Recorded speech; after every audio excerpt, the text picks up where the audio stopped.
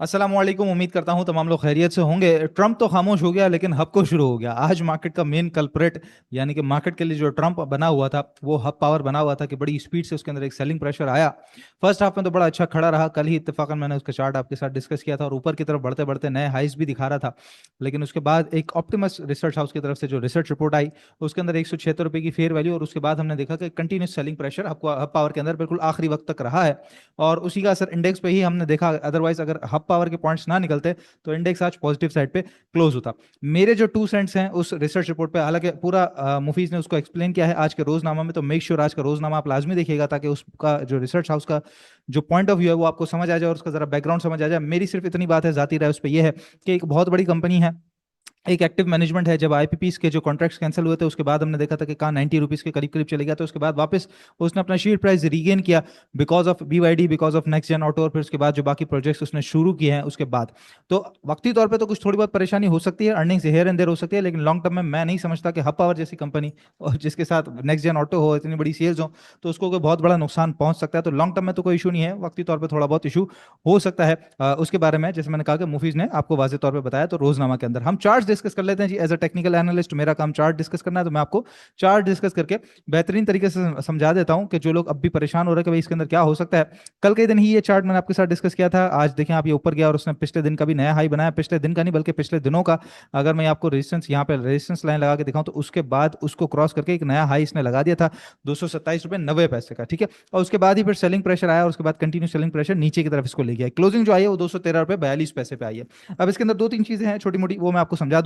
सबसे पहले तो ये जो अभी कुछ दिन पहले का जो इसका लो है वो 211 रुपये 98 पैसे का, तो सबसे पहला सपोर्ट एरिया तो ऑफकोर्स यही है, ठीक है। डबल बॉटम की एक सिचुएशन हो सकती है, ये पहली बात हो गई। दूसरी बात इसके अंदर मैं आपको बता देता हूं, तो दूसरी बात है हमारे पास EMA 200 की, ठीक है। EMA 200 बहुत इंपॉर्टेंट सपोर्ट एरिया होता है किसी भी स्टॉक के लिए। यहाँ पे आप देख सकते हैं, यहाँ पे इसने सपोर्ट लिया था, फिर ऊपर चले गया, तो उसके बाद यहाँ सपोर्ट लिया तो काफी ज्यादा ऊपर गया, और उसके बाद फिर यहाँ पे भी सपोर्ट के करीब करीब से ही, सपोर्ट के करीब करीब से पलटा था, तो अब भी यहाँ पे सपोर्ट ले सकता है। तो अगर सपोर्ट ले लेता है तो जो रेट बनता है वो 211 रुपये 45 पैसे, यानी कि 211 रुपये 50 पैसे से नीचे नीचे इसको नहीं जाना चाहिए, अदरवाइज फिर ये डाउन टर्न इसका कंटिन्यू होता रहेगा। अच्छा, अब अगर इस लेवल को इसने रीगेन कर लिया और वापस ऊपर की तरफ आ गया, खासतौर पर अगर मैं बात करूं 214 रुपए 215 रुपए से ऊपर ऊपर आ गया, तो फिर ये ऊपर की तरफ ही साइडवेज में चले जाएगा। क्योंकि अगर हम स्विंग लो से स्विंग हाई तक देखते हैं तो आप ये देख सकते हैं कि जो हमारा एफईपी है उसका पॉइंट ऑफ कंट्रोल हमारे पास आता है करीबन 215 रुपए 84 पैसे, 216 रुपए आप समझिए। तो 214 से 216 का जो जोन है इसको पकड़ना, उसके ऊपर सस्टेन करना, ये बड़ा इंपॉर्टेंट रहेगा हब पावर के लिए। तो ही इसके अंदर मोमेंटम ऊपर की तरफ बरकरार रहेगा, अदरवाइज फिर ये कि थोड़ा सा अंडर प्रेशर रह के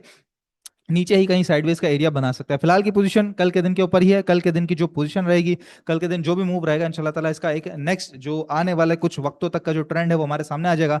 नजर ऐसा ही आता है कि अगर ये वापस आया भी तो कहीं ना कहीं इसी तरीके से ये कुछ जो यहाँ पे साइडवेज कंटिन्यू किया था, थोड़ा सा साइडवेज मजीद कंटिन्यू करेगा, उसके बाद फिर ऊपर की तरफ आएगा। जैसे मैंने कहा कि वक्ती तौर पर शॉर्ट टर्म कुछ परेशानी हो सकती है, अदरवाइज लॉन्ग टर्म में कोई किसी किस्म का मसला नहीं है।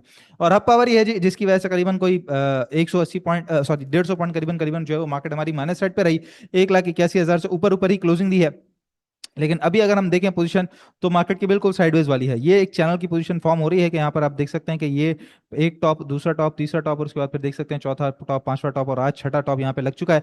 तो एक बड़ा जबरदस्त किस्म का चैनल बन रहा है हमारे पास, जिसका बॉटम करीबन करीबन 178 के करीब करीब बनता है, 177 800 178।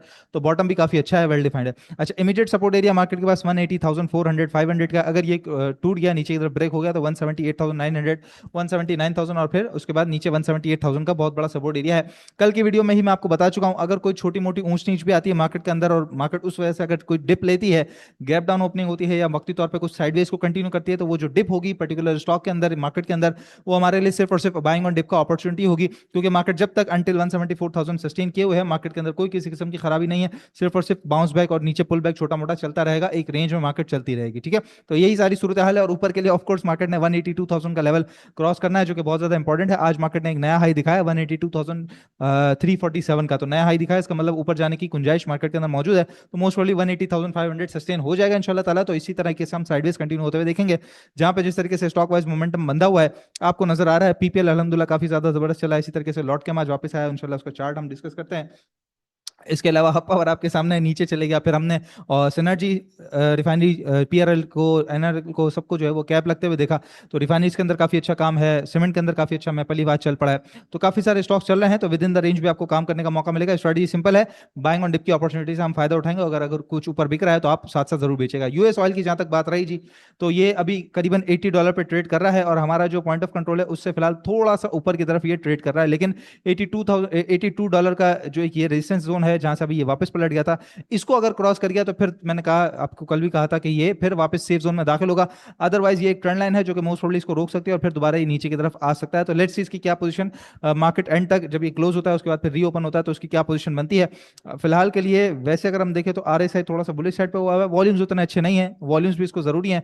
तो $82 अगर क्रॉस हुआ तो फिर वो थोड़ा सा मार्केट के लिए बेरिश साइन या बाइंग और डिप की अपॉर्चुनिटी ला सकता है। ठीक है, आज जो फिपीलिपी के अंदर पोजीशन है उसको हम देख लें जरा। तो हब पावर किसने बेचा है, सबसे बड़ा सवाल तो यही है। मेन कल्प्रेट जो है आज का जो ट्रम्प है। तो वैसे अगर इंडिविजुअल्स सॉरी फॉरेन कॉर्पोरेट्स की बात की जाए तो फॉरेन कॉर्पोरेट्स $0.56 मिलियन का सेलर है, जहां पे अदर्स के अंदर बाइंग है, बाकी थोड़ी बहुत सेलिंग है, और बैंक्स के अंदर अच्छी कुछ सेलिंग फॉरेनर्स की तरफ से हमें नजर आई है। इसके अलावा इंडिविजुअल्स की बात कर ली जाए तो $7.37 मिलियन का बायर है, जहां पे सबसे बड़ी बाइंग पावर सेक्टर में नजर आती है। Of course buying on dip की अपॉर्चुनिटी से फायदा उठाया होगा हब पावर में, जो कि उठाना भी चाहिए। हमने भी अपने ग्रुप पे 220 पे कॉल दी थी, और 218.45 का बहुत छोटा सा स्टॉप लॉस था, 226 का टारगेट था। तो छोटा सा स्टॉप लॉस हिट होकर निकल गया। आप जाहिर है कि डिप पे मिलेगा तो कहीं ना कहीं वहां पे देखेंगे कि कल क्या इंशाल्लाह ताला पोजीशन बनती है बाइंग के लिए। तो खैर ये पोजीशन बाइंग और डिप की अपॉर्चुनिटी से फायदा उठाते हुए पावर सेक्टर में बाइंग की गई है इंडिविजुअल्स की तरफ से। इसके अलावा बैंक जी आज $6.5 मिलियन का सेलर है, जहां पे करीबन करीबन $3.77 मिलियन की सेलिंग है सिर्फ और सिर्फ पावर सेक्टर के अंदर। तो सबसे ज्यादा आपको बैंक्स ने बेचा है। उसके बाद अगर मजीद आगे आ जाए तो फंड्स की तरफ से, तो फंड्स ने करीबन $1.75 मिलियन की बाइंग की हुई है। और पावर सेक्टर की अगर इनकी तरफ से बात की जाए तो $0.66 मिलियन की सेलिंग है, बहुत ज्यादा नहीं है। बाइंग इनकी बैंक्स के अंदर और अदर्स में अच्छी नजर आती है। इसके अलावा सीमेंट में भी कुछ अच्छी बाइंग हमें नजर आ रही है फंड्स की तरफ से। Insurance sector on the other hand $4.38 million का सेलर है, और सबसे बड़ी सेलिंग $3.36 मिलियन की हमें इंश्योरेंस की तरफ से नजर आ रही है। तो आज का आप लोगों ने देख लिया कि सबसे बड़ा जो सेलर है पावर सेक्टर में वो बैंक्स है, और इसके अलावा इंश्योरेंस सेक्टर है जिन्होंने सबसे ज्यादा सेलिंग की हुई है पावर सेक्टर में। Individual on the other hand अच्छा खासा बाइंग साइड पे मौजूद रहा है, जो कि अच्छी बात है। इसी तरीके से जी स्टॉक से जो लेवल्स हैं, जिस तरीके से आज आपको आपके साथ डिस्कस किया, काफी सारे स्टॉक्स हम डिस्कस कर रहे होते हैं, तो वो रियल टाइम मार्केट में आज अलहमदुल्ला पीपीएल की कॉल दी गई थी ₹222 पे, हमारे ग्रुप पे ₹229 का उसने हाई लगाया है। तो इसी तरीके से मैंने कहा कि रियल टाइम कॉल जो है या रियल टाइम बाइंग सेलिंग के आइडियाज, स्टॉक्स के लेवल्स, वो डॉक्टर साहब भी अपने ग्रुप के अंदर दे रहे होते हैं, इन्वेस्ट विद स्टॉकिफाई। ठीक है, स्टॉकिफाई का एक ग्रुप है जिसको डॉक्टर साहब ऑपरेट कर रहे होते हैं with the help of team, और खुद भी उसके अंदर जो है मैसेजेस करते हैं, अपना एनालिसिस शेयर करते हैं। तो उस ग्रुप पे बड़ी जबरदस्त किस्म की आप सभी के लिए ऑफर लगी हुई है जी, जहां पे आपने रब्ता करना है 0336244466 पे, और सालाना सब्सक्रिप्शन लेनी है तो आपको 33% का 33% का फ्लैट डिस्काउंट मिल जाएगा। और जो ओरिजिनल अमाउंट है वो ₹60,000 ईयरली है, लेकिन अगर आप डिस्काउंट लेते हैं तो ₹40,000 सालाना पे आपको पूरे पूरे साल की सब्सक्रिप्शन मिल जाएगी, जिसमें लेवल्स तो मिलेंगे, साथ हर महीने का जूम सेशन भी आप अटेंड कर सकेंगे directly with doctor Masood Rashid साहब। और ये ऑफर वैलिड है 16 अगस्त की रात 12 बजे तक। ठीक है, 16 अगस्त की रात यानी कि इस इतवार की रात 12 बजे तक। तो नंबर पर रब्ता जरूर कर लीजिएगा। कुछ खबरें हैं जहां पे सबसे पहले तो लकी सीमेंट का रिजल्ट आया, प्रॉफिट जंप हुए कंपनी के 14% से, जहां पे earning same period last year में करीबन ₹52.53 की थी, और इस दफा कंपनी की अर्निंग्स ₹60.78 की आई है। तो एक काफी ज्यादा अच्छा किस्म का कंपनी ने रिजल्ट शो किया है। फ्लैटिश ही अभी फिलहाल ट्रेड कर रहा है, कोई बहुत ज्यादा इसके अंदर मूव हमने नहीं देखा है। और ₹5 का खैर कंपनी ने साथ डिविडेंड भी दिया है। तो मैं कह रहा हूँ कि टेक्निकली कोई खास ज्यादा मूव इसने नहीं दिया है, एक्यूमुलेट करने के लिए बहुत अच्छा है, क्योंकि कंपनी के अंदर कोई किसी किस्म की प्रॉब्लम नहीं है, अर्निंग्स में है, आपको पे आउट भी कर रही है। तो एक्यूमुलेट जरूर किया जाए, मेरे हिसाब से लकी सीमेंट इस वक्त अच्छा चल रहा है। ठीक है, इसके अलावा रिफाइनरी सेक्टर से रिलेटेड कंटिन्यूसली खबरें चल ही रही हैं, जहां पे गनवॉर एक कंपनी है, Switzerland based global energy trading company है, वो इंटरेस्ट रखती है पाकिस्तान के रिफाइनरी सेक्टर के अंदर कुछ इन्वेस्टमेंट का। जिस तरीके से हमने कहा था कि भाई जीसी के अंदर गल्फ कंट्रीज के अंदर इन्वेस्टमेंट ड्राइव चलाई जाएंगी, तो उसके अंदर एक पोटेंशियल कंपनी हमारे सामने स्विट्जरलैंड बेस्ड नजर आई है, गनवॉर कंपनी। और ये पाकिस्तान की जो रिफाइनरी अपग्रेडेशन प्लान है, इसके प्लान है, इसके अलावा सीमेंट ऑयल सेक्टर के रिफॉर्म्स हैं, ऑयल सेक्टर की डीरेगुलेशन है, इन्वेस्टमेंट अपॉर्चुनिटीज है, उसके अंदर काफी ज्यादा इंटरेस्ट दिखा रही है।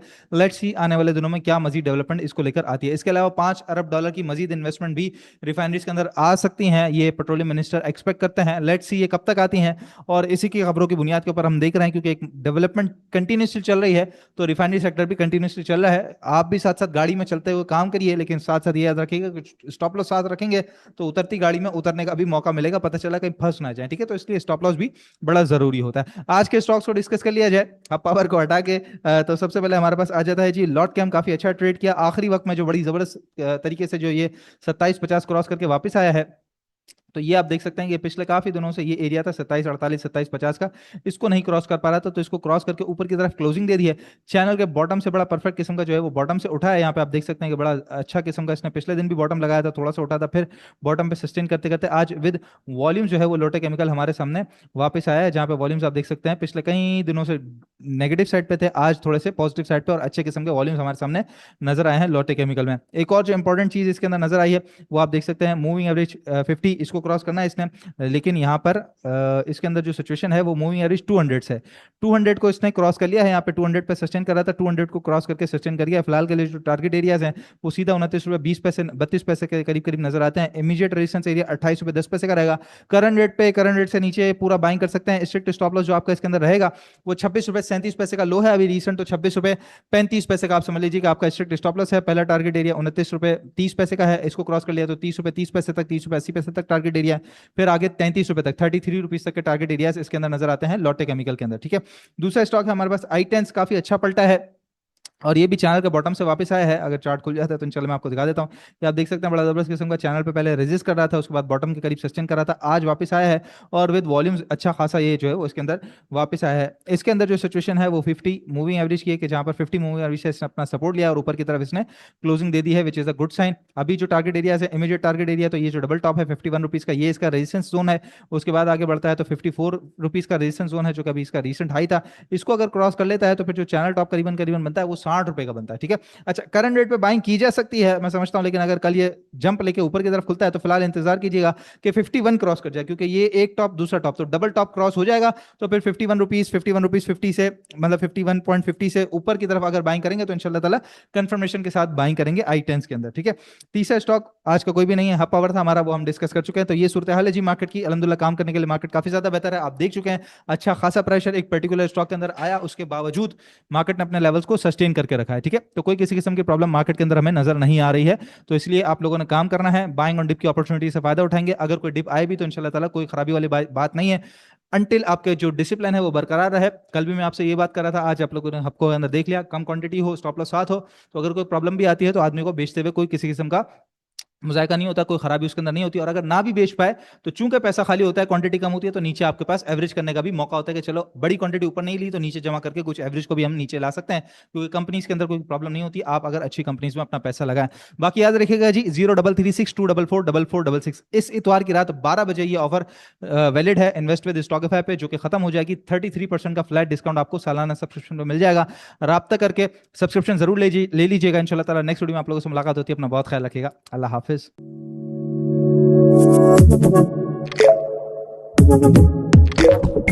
Thank you.